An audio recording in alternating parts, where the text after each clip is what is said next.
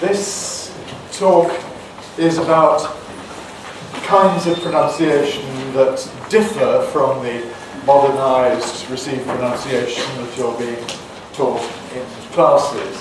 So different from the way that Mr. Ashby and I speak, for example. Because there are a large number of geographically different varieties of English pronunciation. All we can do is have a look at some of the most important features that you will notice as you listen to people from various different origins. I've got 12 things listed on your handout, and we go through these one after the other. So the first concerns words spelt with ng. Historically, these words in general had ng, as we have nowadays in the middle of finger or anger or angry.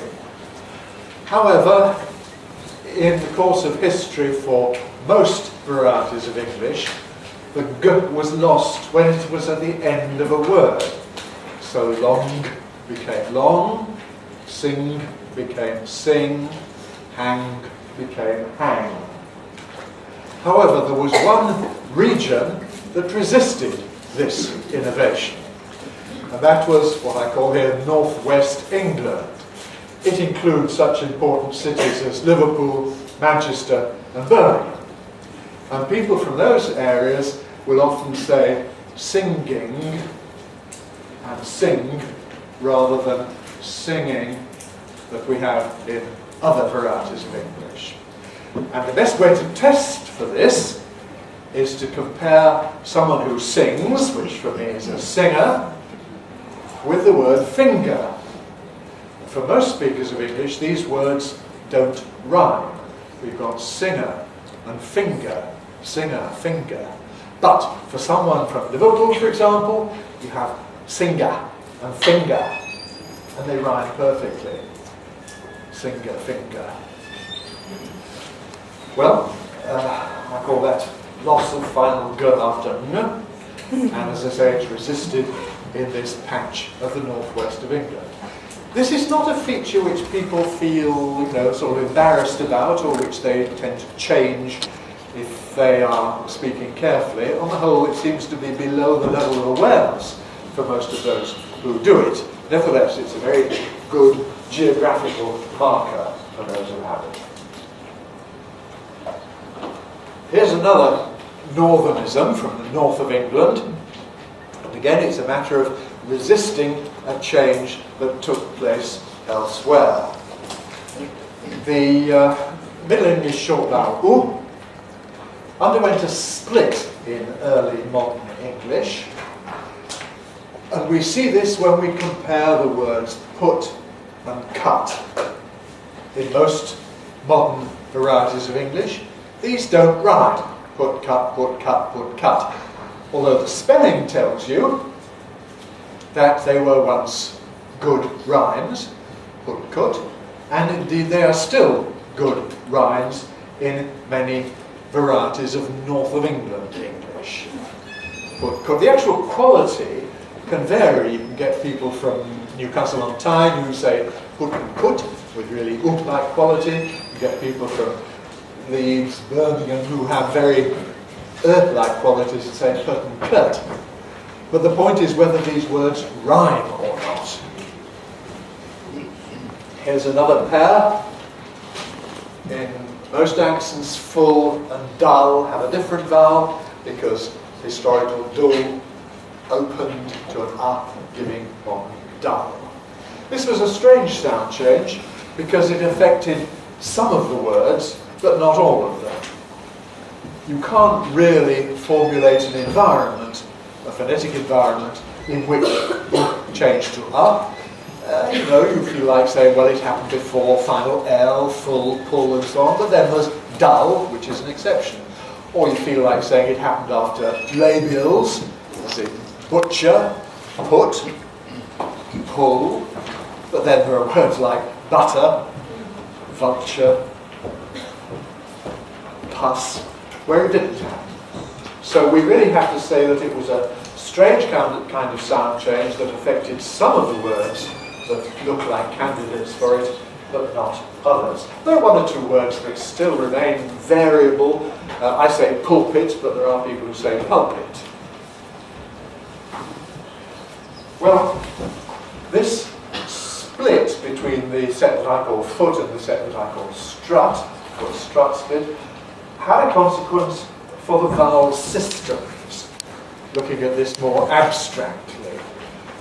We have a typical south of England short vowel system, which, as we saw last week, has 6 items in it, exemplified by the keywords kit, dress, trap, lot, strut, foot. And the point is that strut and foot, which are distinct in received pronunciation and in most varieties of English, strut and foot, are not distinct in these northern popular accents, where we typically have only 5 short vowels, so kit, dress, trap, lot, and foot and strut. The vowel of dress is typically a bit opener in the north, dress, but it's very variable everywhere. The vowel of trap is typically a bit more retracted, trap, not trap, in northern English, but again, that's pretty variable in different kinds of English. The crucial point is no contrast between foot and strut, so they rhyme, foot, strut, and therefore only 5 short vowels rather than 6. Now, another thing that we identify people as northerners by concerns the vowel in words like bath. A set of words, some 50 or 60 of them, many of them very common words, in which historically there was a short vowel, but the south of England, southeast of England, and received pronunciation underwent a change from a to r. So historical bath with a short vowel has become present day bath. And I have a bath, I had a bath yesterday evening. I didn't have a bath. So if I was speaking with a northern accent, I would have had a bath. And if I were an American, of course, I would have taken a bath, which again reflects the short vowel that they inherited. They've done their own thing to it since then, and it's often actually quite long in duration in American, bath, and the quality though tells you it's like cat. Well, here are some typical words in which this feature can be found. As you can see, mostly the change happened, the broadening happened before voiceless fricatives. So the S of pass and glass and grass, northern pass, glass, grass, and the F of staff, raft, laugh, northern staff, raft, laugh. The voiceless dental fricative of bath, path, northern bath, path. And others where you have clusters involving one of these fricatives, after, castle, northern after, castle. However, again, we find that rather strangely, certain words that appear to meet the structural description of this sound change resisted it. And so in the south of England, in received pronunciation, we have a short vowel still in math, unlike path. We changed path to path, but we haven't changed math to maths. Similarly, though we've changed pass to pass, we've kept mass as mass. There are some Catholics, and one or two who say mass for special reasons, but in general it's mass in RP. Similarly, tassel started out as a good rhyme for castle, and the other way around perhaps, castle, tassel. They still rhyme in the north of England, but not in my speech because I say tassel, as does everybody, and not tassel, as you might imagine. The sound change failed entirely before the palato-alveolar fricative. Everybody still has a short vowel in flash and dash and mash and crash and so on. So it's a funny old sound change. But as I say, it was resisted in the north of England and of course also in North America, which is why Americans have their hat.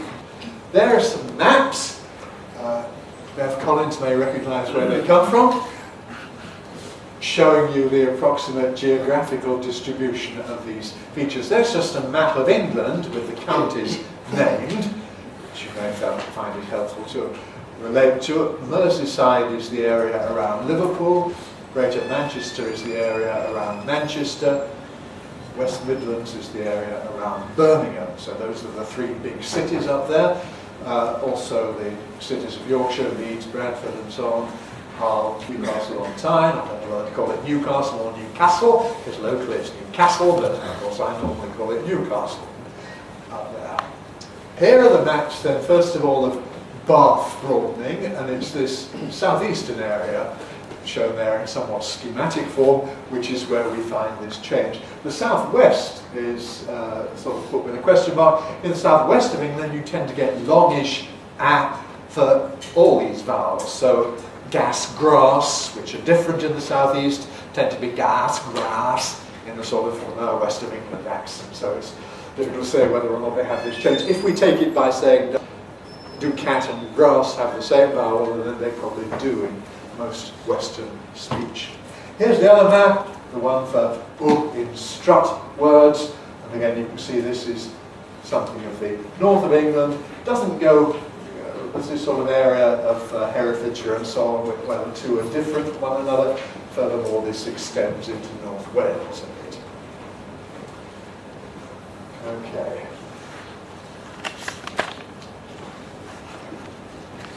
It's important to remember that both received pronunciation southeast and north of England accents north have two vowels. It isn't a matter of failing to have a distinction. Everybody distinguishes ham, the meat, from harm when you do harm to someone. Now, just how these are distinct can vary in different parts of the country. In received pronunciation, they now keep ham, harm, and also in London. In the north of England, they're typically ham and ham. So there's a difference of duration, short and long. Ham, ham, not much difference of quality. Or, of course, dropping the H's, ham and ham. In the west of England, where R is retained, you get ham and harm. In American English, you get ham and harm. Big old difference there. So the question here is not how many vowels we have, but which words we use them in. In the typical southern accent, you've got a in trap, cat and all those words.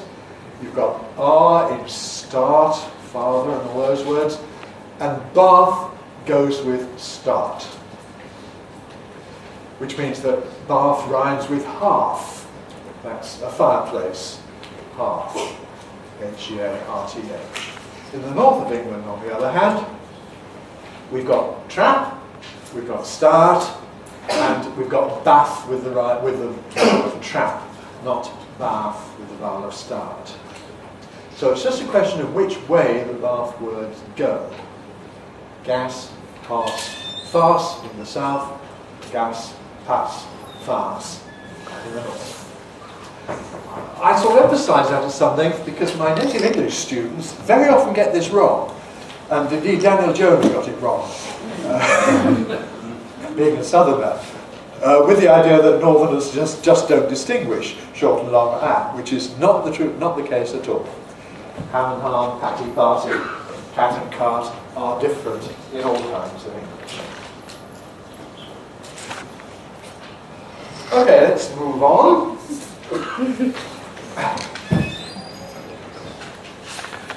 If we take words like face, historically these used to have a monophthong, a simple vowel. As you may know, this word is originally Latin via French. The modern French pronunciation of that would be face. It was borrowed into English as some sort of farce. And then we had the great vowel shift, which changed A into E. So farce became face. And this became, from being me farce, became my face, or something in early modern English. Well, this E persists in various provincial kinds of English.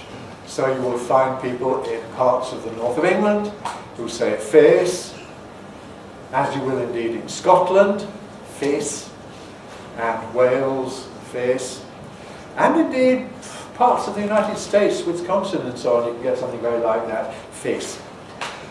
But most of us have turned it into a diphthong, so it's now face, a, which of course is what you are taught to say. Similarly, day. Well, the spelling gives you a kind of hint here that day was always a diphthong, historically at any rate. Some accents have turned it into a monophthong, giving day, but probably what we did in the south of England in RP is generalise the diphthong of a to the face words. The point is that the face set and the day set fell together and became identical. There are one or two people for whom they haven't fallen together. You can try this out with words like mane on a lion's neck. The hair on a lion is called the lion's mane, M-A-N-E. And the other word mane, meaning chief, M-A-I-N, which of course are homophones for almost everybody, mane, mane, or mane, mane. But there are some people who say mane for the lion and mane, or something like that, for principal. Mane, mane, mane, mane, or something. I first came across this when I was a beginning lecturer, when I was an assistant lecturer in phonetics here, teaching elementary phonetics to native-speaking learners. And you teach them, of course, transcription. Here's a list of keywords, transcribe this passage. One of the students in my class, complained that he hadn't got enough symbols, because it turned out that he made this difference between two types of a word. Some were a and some were a. And so could I please give him an extra phonetic symbol for this distinction. He came from a place called Clydach. Clydach near Swansea in the Swansea Valley. And I've since found that this is characteristic of that part of South Wales to have this distinction.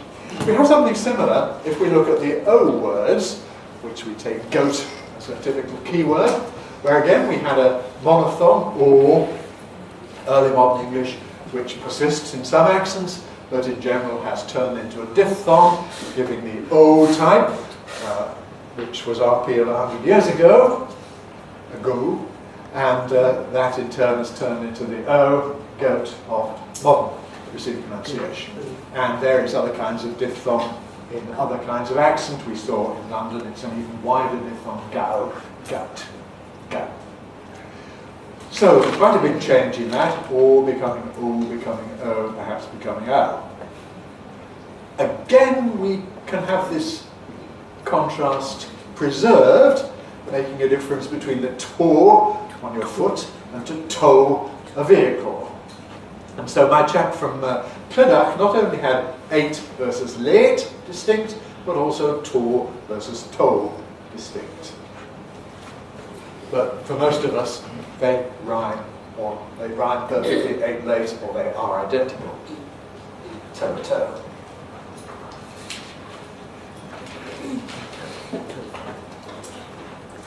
We come now to a very well-known difference among different varieties of English. Historically, as you can tell from the spelling, words like farmer had 2 R sounds, so it was farmer. As of course it still is in American English in general, farmer. But in the history of my kind of English, when R was before a consonant, or at the end of a word, before a pause, it disappeared. So from farmer, you end up with just farmer. Farmer. And, well, this is called R dropping the historical R. And it applies to many, many different varieties of English. Those of most of England, except for parts of the west of England. Australia, New Zealand, South Africa, so Southern Hemisphere. Most of the West Indies, though not all of it, complicated situation there. There are some Americans who drop these R's, though that's now receding in the face of the majority of Americans who retain these R's. R's are retained in Scotland and in Ireland on the whole. generally speaking, Wales now follows England by dropping them. So we have a very sort of patchy situation if we look at the world in general. A consequence of this R dropping, as you can see from your handout, is that what were once distinct become identical. So for people who have a rhotic accent, that is retaining the R, stork, the bird, and stalk, the stem of a plant, are different. But for me and for most English people, stork and stalk are identical. We make no distinction. We just have to learn which word is spelt which way because they sound identical for us, stork and stalk. Similarly for the two words ma, you've got here ma to do harm to something, and ma meaning mother. In words like nurse, in varieties of English that retain the R, it may coalesce with the preceding vowel. Now, not necessarily. In Scottish English, we get nurse, which is just like cup you drink from, strut, plus an R, nurse, nurse, which is what the spelling suggests, nurse. But in American English and in the west of England, the R coalesces with the vowel to give you nurse, nurse, and you get an R-coloured vowel, nurse. Well, that's a strange sound, and in English, we've simplified things by losing that R coloration, leaving behind our nurse, nurse, nurse. As far as schwa is concerned, in weak syllables, well, you had an R-coloured schwa in words like letter. What do we got on the handout? Yes, letter, letter, letter, letter. We lost the coloration again, giving us letter. And this means that we now have a perfectly ordinary at the end of words like letter.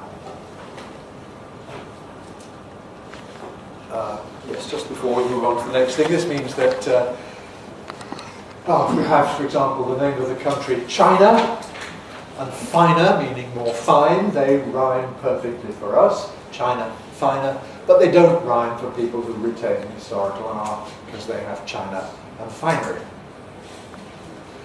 Strangely enough, it was Americans who say that nothing could be finer than South Carolina in the morning. They must have been American Southerners who drop R's like we do. Okay, one more point here. These first 6 changes we're looking at, by the way, are all of them things that changed in the history of received pronunciation, and what we've been looking at is accents that resisted that particular change. So here's another one which has just about disappeared now from our key, though it may leave the odd trace here or there. And this is the simplification of wh cluster. So, where historically it was why, as you can tell by the spelling, WH, we've simplified it to why. When's become when. Which has become which, making it the same as the other word which.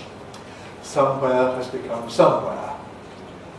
And pairs that were once distinct as wine and wine are now usually identical, wine and wine.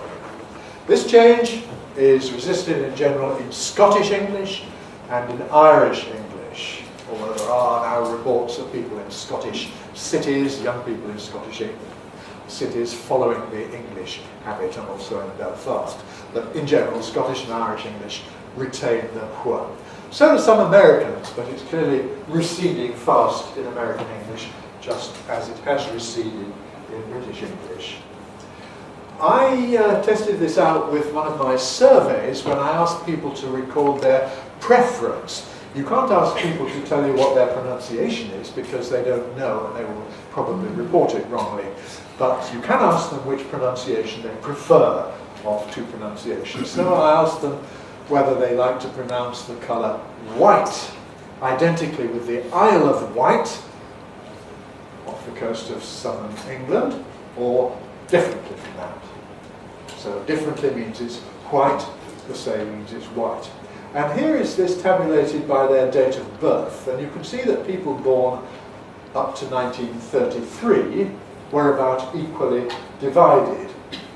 people of my age group, born between 34 and 53, had a clear majority for white.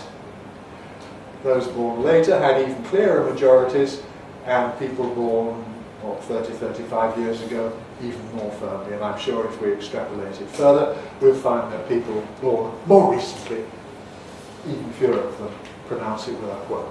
This was a survey of the entire British variety of English, so we've got to remember that there are Scots and so on who will no doubt retain word. I think this means that for the youngest age group here, virtually all the English and Welsh have voted for plain W. Here's a map of the same thing in the United States.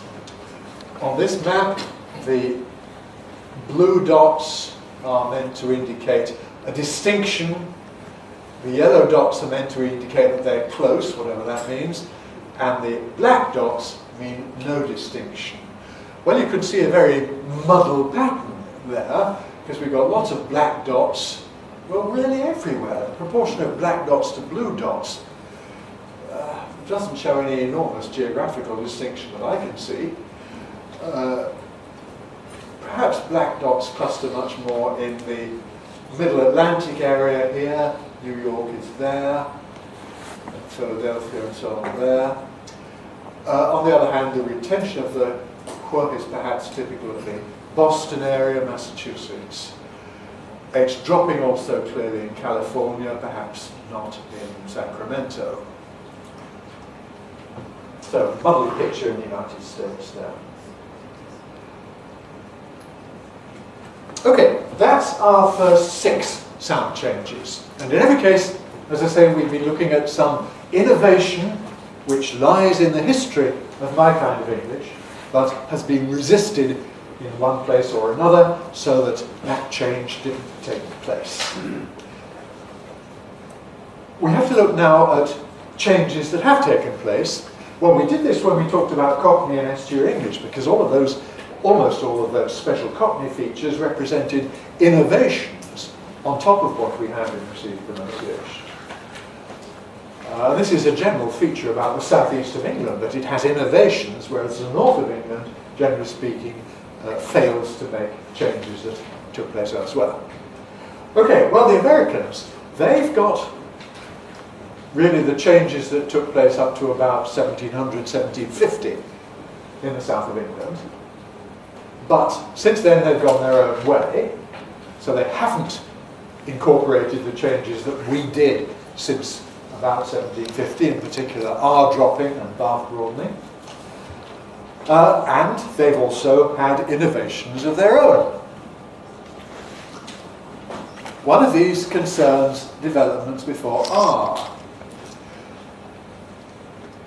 Historically speaking, words like bear had the E vowel of fleece and so on, as in 1, 2, 3, E, B with an after it, beer, as the spelling suggests. So beer, to drink, was just like bee, the insect, plus beer. And that's still what it is in Scottish English. A pint of beer, beer. But of course, what happened in my kind of English is the E developed into a diphthong air in this position. Beer became bear, and then we dropped the R, giving us bear. We retain the R as a linking R before a following vowel.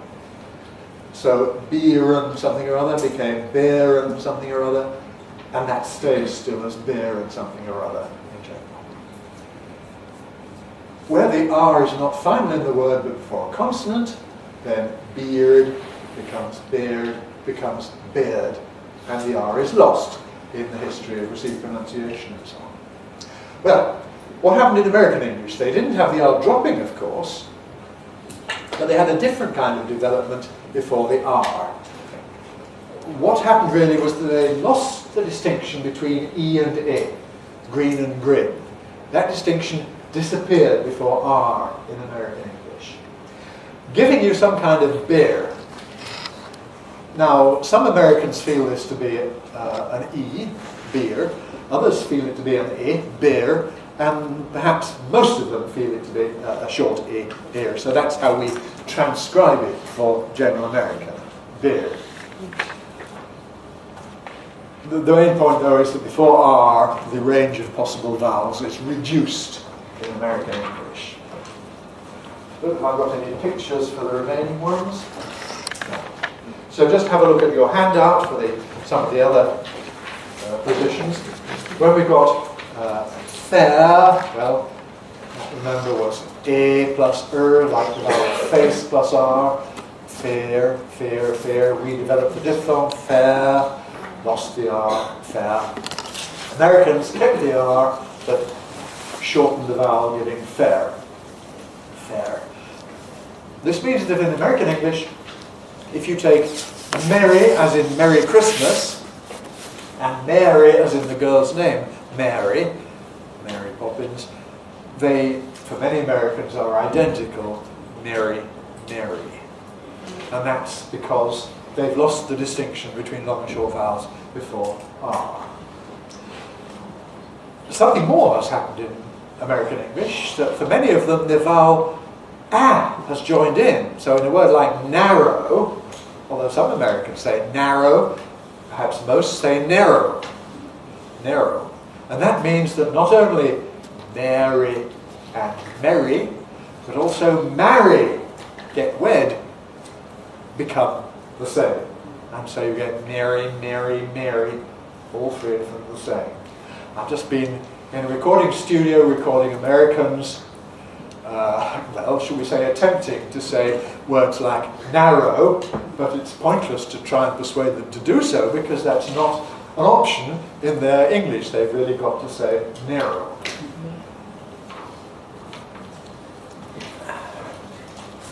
So those are special American developments, and there are other ones which I won't go into before following R. Another very well-known feature of American English is the vowel in words like lot, the lexical set of lot, where in RP and so on we have a rounded back vowel, o. Americans typically have an unrounded vowel, a, so rather than a bottle of scotch, Americans say a bottle of scotch. Bottle, a lot of bottles of scotch. If you look on your handout, there's the pair of words bother and father. Now these don't rhyme in any kind of British English. We all retain the distinction between or and bother, whatever that might be, and the R of father, however that might be pronounced. Bother, father, bother, father. But you can see that in American English, they typically end up with the same sound. Bother, father. Don't bother me. He's my father. I don't know why you're laughing at my attempts at American English. Well, anyhow. So that's a good diagnostic, again, for finding Americans. Canadians, on the other hand, may often have a distinction because they say bother the father. The front of vowel and father. All right, next, lot of distinctive length in American English. Next thing of American English, again, a very well-known feature, which is T voicing. In various positions between vowels, Americans have added voicing and, shall we say, acceleration to the articulation of T. So instead of a voiceless alveolar plosive, they tend to get a voiced sound. Atom turns into Adam, and this means that the distinction between atom, the small particle, and Adam, the first man, is lost, and we have Adam for both of them. Adam atomic and Adam and Eve. Adam. You also note that I say the sound gets accelerated. The contact, the alveolar contact is speeded up, making it into a kind of tap, almost like the R sound of some languages. Adam, Adam, Adam, Adam. But that applies to both T and D in this environment. So it doesn't affect the point, the crucial point, which is that T and D fall together. The word city in American English therefore becomes city. I've shown this on your handout by using the symbol for the tapped R. But do remember that also applies to D. Indeed, this touches on an area that's actually rather difficult to get to grips with. One of the main ways in which we recognize particular regional or social varieties is not by the tiny details of any particular articulation, not by the system that we've got that we've been looking at, or whether things are the same or different, but things like rhythm, voice quality, features of intonation. And if we consider the word ready, are you ready? I don't know if any of you can identify what happens if I slow it down. Who might say, are you ready? Are you ready? That's a slow D. That's characteristic of Welsh English, perhaps exaggerated Welsh English. Oh, I'm not ready. Like that. On the other hand, if I speed it up, ready? Are you ready? That's American English. And I think my sort of British one, ready, is perhaps intermediate between those two extremes. Well, that's the kind of thing I really find very difficult to analyse, but obviously for every accent we have to specify some typical duration for every segment, and it may well differ from one accent to another. Very tricky. But I think that's the sort of thing that in forensic phonetics, such as Phil Harrison talked about, would be very important. Well, there's what I said in Long Pronunciation Dictionary about T voicing, and well, if you're interested in the further details, where it happens, where it doesn't happen, there's something about it. One important fact is that it applies at the end of words. So you've got, say, great, voiceless T, but a great idea, voicing it. And people often say to me, well, why don't you show it in the dictionary? And the problem is there are thousands of words ending with T, and you have to have double entries for all of these, and that's obviously not an efficient way to do it. So it's better to show it or write inside a word, but not at the end of a word, but to tell you the rule for it.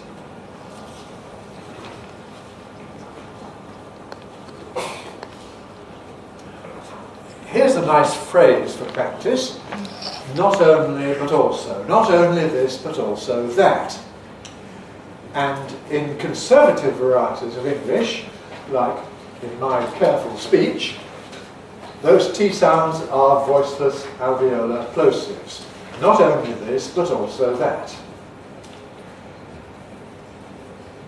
Voiceless alveolar plosive. This tells us about the three features that distinguish this sound from other sounds. And each of these features may be modified when we look at other varieties of English. So first of all, we can modify the place of articulation. Instead of making it alveolar, we can make it glottal.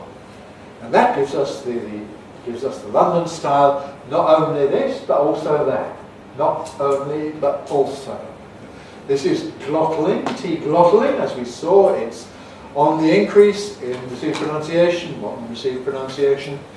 And so there are many younger speakers of educated British English, what they now like to call Southern British English, terrible misnomer. It's really son of RP, modern RP.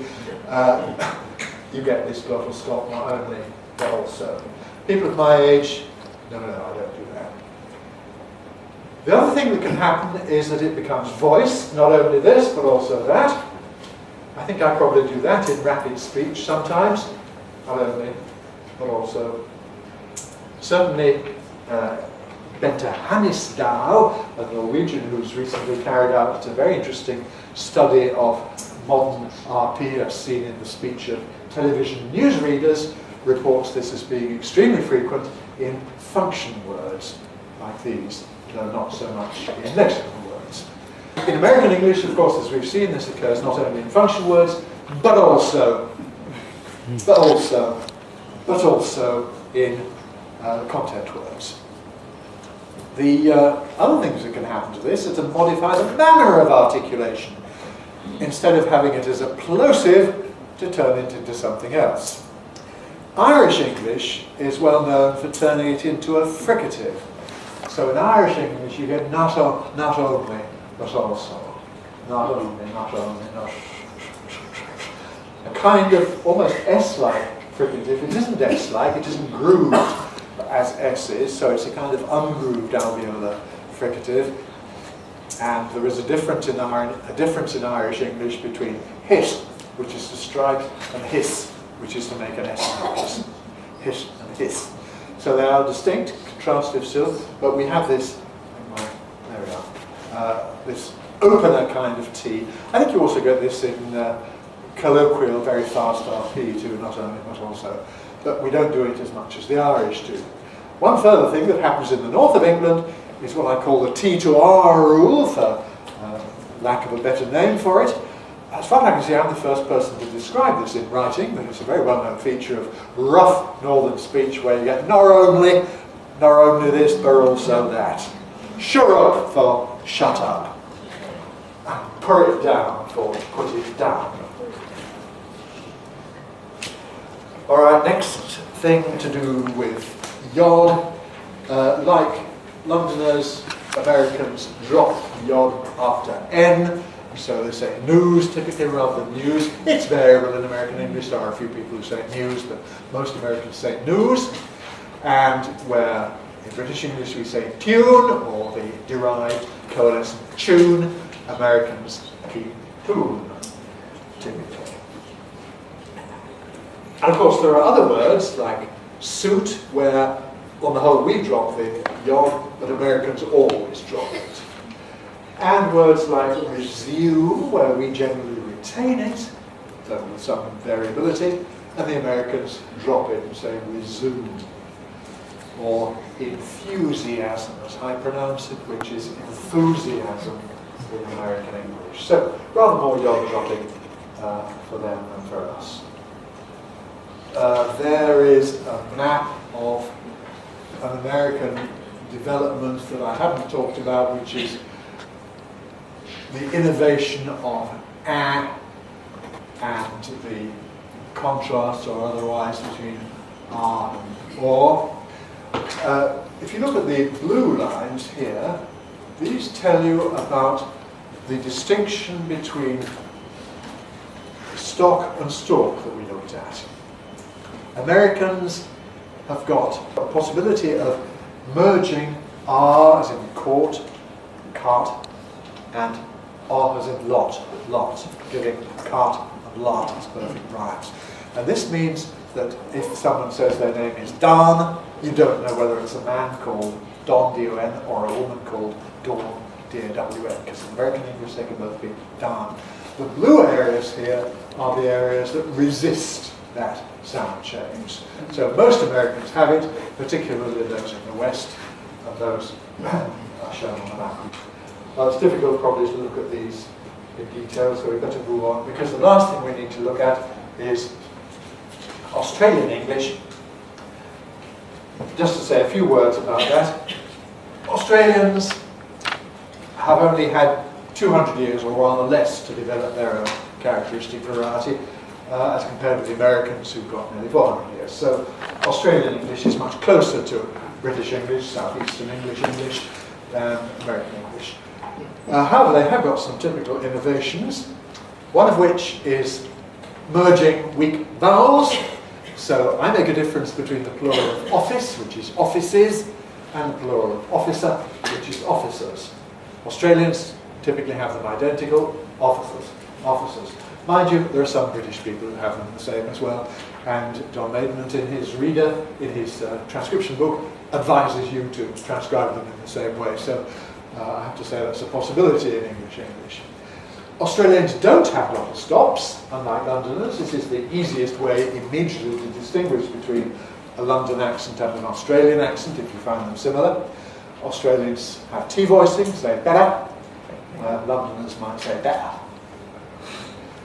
Another thing very characteristic of Australian English concerns the vowel in words like start, back in the southeast of England, R, start, car park, front in Australian English, start, car park. You also get that in some regional forms of English, Liverpool, Manchester, but not in the southeast. On the other hand, the diphthong shift in Australian English is like what happens in London. Well, with that very quick look at Australian English, we've come to the end of our time. So we've seen interesting changes that have happened in some places, unlike the earlier lot we looked at, which were changes that didn't happen in other places. Thank you very much.